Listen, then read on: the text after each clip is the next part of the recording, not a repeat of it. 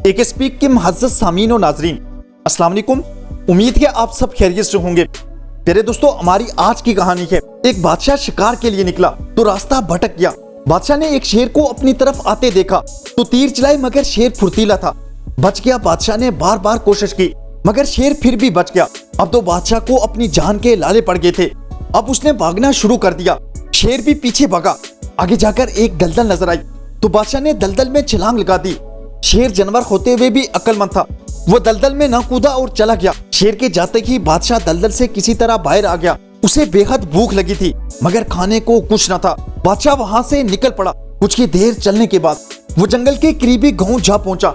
रास्ते में खेत थे और खेतों में एक देहाती आदमी खरबूज इकट्ठे कर रहा था। बादशाह का हुलिया कीचड़ से लथपथ होने की वजह से बेहद खराब था। बादशाह तो क्या, वो कोई मजनू लग रहा था। खैर, बादशाह उसके पास गया और कहने लगा, भाई मुझे भी एक खरबूज खाने के लिए दे दो, मेरा हाल भूख और हालात ने खराब कर रखा है। ये सुनकर देहाती बोला, देखो ये सारे खरबूजे तो मैं अपने बादशाह को देने के लिए इकट्ठे कर रहा हूँ। खैर तुम मुझे मुसाफिर और परेशान हाल लगते हो, इसलिए एक दे देता हूँ। बादशाह ने खरबूज लेने के बाद खाना शुरू कर दिए। इस दौरान देहाती बादशाह से बातें करता रहा। उसकी बातों से बादशाह को अंदाजा हुआ कि वो इंतहाई ज़ैन फतीन आदमी है। बादशाह हैरान था कि कैसे कैसे गोगिर रोल रखे हैं और नाहल लोग सिफारिशें करवाकर आगे पहुंच जाते हैं।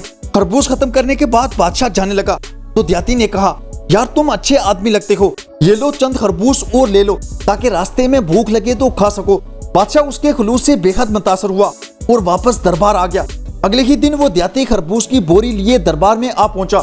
उसने बादशाह पर नजर पड़ते ही पहचान लिया कि कल कीचड़ में लथपथ शख्स भी वक्त का बादशाह की था। कहने लगा, बादशाह सलामत, खरबूज चेक करके देखिए, जायका तो वैसे भी जबान पर चढ़ ही चुका होगा। बादशाह उसकी इस बात पर जोर से हंसा और समझ गया कि उसने उसे पहचान लिया है और अपना सबसे कीमती हार उतारकर उसे इनाम के तौर पर दे दिया। ये सारा माजरा देखते दरबारी हैरान थे। उस देहाती के जाते ही एक वजीर जिसके उस हार पर अरसे से नजर थी कहने लगा, बादशाह सलामत, वैसे तो जहां पना अपनी मर्जी के मालिक हैं, मगर इस गवार देहाती को आपने उसकी औकात से ज्यादा नवाज दिया। वो इतने कीमती हार के काबिल न था। बादशाह ने वजीर की हिर्स को पहचान लिया और कहा, तुम इस देहाती को वापस बुलाओ और जो मर्जी पूछो, वो हर सवाल का जवाब दे सकता है।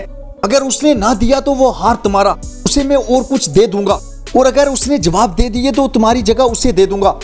वजीर ने सोचा, वो जैल देहाती भला कैसे जवाब दे सकता है, उसे मैं सही जलील करूंगा, और साथ की देहाती को वापस बुला लिया गया। वजीर ने उसे बादशाह की बात बताई और कहा, मैं तुमसे सिर्फ 3 सवाल पूछूंगा, अगर जवाब न दिए तो तुम जलील और ख्वार होगे और इनाम से भी महरूम कर दिए जाओगे। देहाती ने फौरन रजामंदी जाहिर कर दी। वजीर ने पहला सवाल पूछा। इस कहानी के आगे बढ़ने से पहले अगर आपने अभी तक यह हमारी वीडियो लाइक नहीं की तो कर दें। न्यू आने वाले नाजरीन एक स्पीक को सब्सक्राइब कर दें और बेल आइकन पर जरूर क्लिक करें। यह आपका हमारे लिए सबसे बेहतरीन तोहफा होगा। ये बताओ, आसमान पर कितने सितारे हैं? देहाती ने जवाब दिया, आसमान पर इतने तारे हैं जितने बादशाह सलामत के पसंदीदा घोड़े के जिस्म पर बाल हैं। वजीर बोला, तुम झूठ बोल रहे हो। देहाती कहने लगा, बेशक आप तारे और घोड़े के बाल गिन कर देख लें, एक भी कम हुआ तो मुझे जो सजा देंगे मंजूर होगी। वजीर कैसे गिनता, ये तो नामुमकिन था। उसे देहाती की चालाकी पर बेहद गुस्सा आया और उसने अगला सवाल और भी ज्यादा मुश्किल पूछा कि बताओ, इस जमीन का दरमियानी मरकज कौन सा और कहाँ है? देहाती ने मुस्कुराकर जवाब दिया, मैं जहाँ खड़ा हूँ ये जमीन का मरकज है। आप बेशक जमीन के जिस किनारे से नापना शुरू करें, मरकज यही बनेगा। अब तो वजीर को अपनी शिकस्त साफ नजर आ रही थी और वो समझ गया कि इस देहाती को वो ऐसे नहीं फंसा सकता। वजीर ने देखा एक मच्छर बादशाह को बार बार तंग कर रहा है। उसे आखिरी सवाल सूझ गया। फौरन बोला, बताओ अल्लाह ताला ने इस मच्छर जैसी हकीर मखलूक को क्यों पैदा किया? ऐसी मखलूक जिसका कोई फायदा ही नहीं, उसके पैदा करने में क्या हिकमत छुपी हो सकती है? मच्छर के ना होने से दुनिया के कारोबार पर क्या फर्क पड़ता था?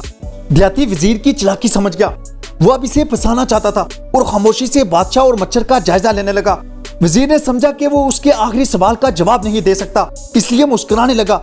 मगर चंद ही लम्हों में देहाती फिर बोला, अल्लाह ताला ने इस मच्छर को इसलिए पैदा किया ताकि वक्त के बादशाह भी इस बात का एहसास दिला सके कि बादशाह होने के बावजूद भी वो इंसान ही हैं और इनकी हुकूमत सिर्फ इंसान तक महदूद है। अल्लाह ताला की हर मखलूक पर उनकी बादशाहत का जोर नहीं चल सकता। ये सुनते ही पूरा दरबार आश्चर्य कर उठा और अब बादशाह ने फैसला सुनाया, आज से मेरा वजीर ये देहाती है और देहाती की जगह वजीर लेगा और हर साल तरबूज की बोरी लेकर दरबार में हाजिर होगा। प्यारे दोस्तों, लालच बेहद बुरी बला है। एक हार की लालच में वजीर ने अपना मकाम और इज्जत सब खो दी। लालच इंसान को उसके मर्तबे से नीचे गिराकर जलील जरूर करती है, इसलिए अपने दिल को हिर्सो तमा से पाक रखें। आपको आपका नसीब जरूर मिलेगा। कमेंट सेक्शन में ये जरूर बताइएगा आपको ये हमारी कहानी कैसी लगी। आखिर तक हमारा साथ देने का बहुत शुक्रिया। खुश रखें और खुशियां बांटें, यही इस आर्जी जिंदगी का हुस्न है। शुक्रिया।